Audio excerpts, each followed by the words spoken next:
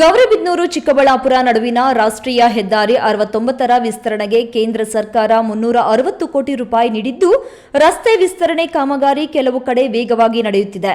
ಆದರೆ ಕೆಲವು ಸ್ಥಳಗಳಲ್ಲಿ ನಿರೀಕ್ಷಿತ ಪ್ರಮಾಣದಲ್ಲಿ ಆಗುತ್ತಿಲ್ಲ. ಮಂಚನಹಳ್ಳಿಯ ಕೆಲ ಭಾಗದಲ್ಲಿ ರಸ್ತೆ ವಿಸ್ತರಣೆ ಕಾಮಗಾರಿಗೆ ತೊಡಕಾಗಿದ್ದು, ಕಣಿವೆ ಪ್ರದೇಶದಲ್ಲಿ ರಸ್ತೆ ಉತ್ತಮವಾಗಿ ನಿರ್ಮಾಣ ಮಾಡಿದ್ದು, ಕಣಿವೆಯ ದೊಡ್ಡ ಮೋರಿಯಿಂದ ವೀರದಿಮ್ಮಮ್ಮ ದೇವಸ್ಥಾನದವರೆಗೂ ವಿಸ್ತರಣೆ ಕಾಮಗಾರಿ ವಿಳಂಬವಾಗಿ ಸಾಗಿದ್ದು, ದೊಡ್ಡ ಮೋರಿ ನಿರ್ಮಾಣ ಕಾರ್ಯ ತುಂಬಾ ದಿನಗಳಿಂದ ನಡೆಯುತ್ತಿದೆ. ಜೊತೆಗೆ ಚಿಕ್ಕಬಳ್ಳಾಪುರದಿಂದ ಗೌರಿಬಿದನೂರಿಗೆ ತೆರಳುವ ರಸ್ತೆಯ ಎಡಬದಿಗೆ ದೊಡ್ಡ ಕಂದಕವಿದ್ದು, ಇಲ್ಲಿ ಸುರಕ್ಷತಾ ಕ್ರಮಗಳನ್ನು ಕೈಗೊಂಡಿಲ್ಲ.